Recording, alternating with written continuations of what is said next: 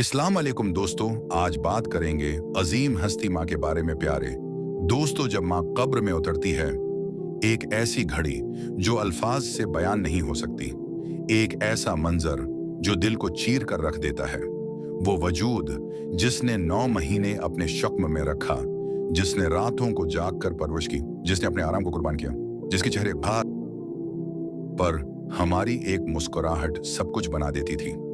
जब वो वजूद हमेशा के लिए खामोश हो जाता है तो औलाद पर क्या गुजरती है। आंसू आंखों से नहीं, रूह से निकलते हैं। दिल की धड़कनें बेतरतीब हो जाती हैं। ऐसा लगता है जैसे कायनात रख गई हो। वही हाथ जो हमें थपथपाते थे आज सर्द और बेजान हो चुके होते हैं। माँ का आखिरी दीदा सीना चीर देता है। वो चेहरा जो हमेशा रोशनी बिखेरता था आज कफन में लपटा होता है।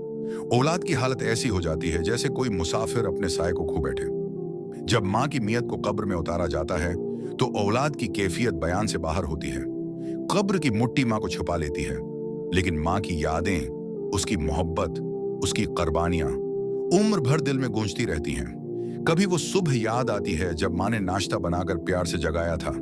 कभी वो लम्हा जब माँ ने सिर पर हाथ रखकर दुआएं दी थीं। आज वो दुआएं खामोश हो गई हैं, लेकिन उनका असर जिंदगी भर साथ रहता है।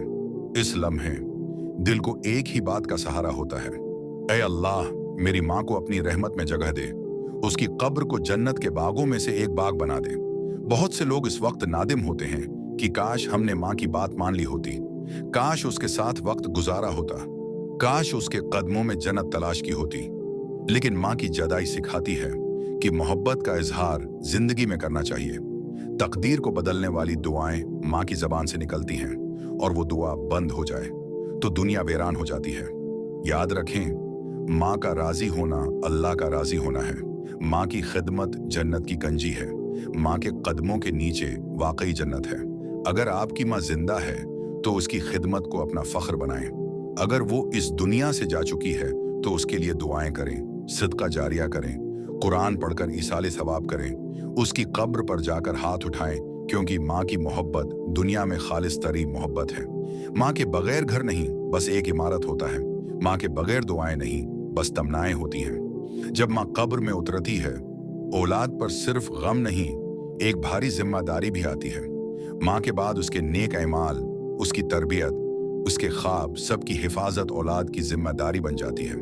माँ दुनिया से जाती है, लेकिन औलाद के अमल उसके लिए जारी रहते हैं।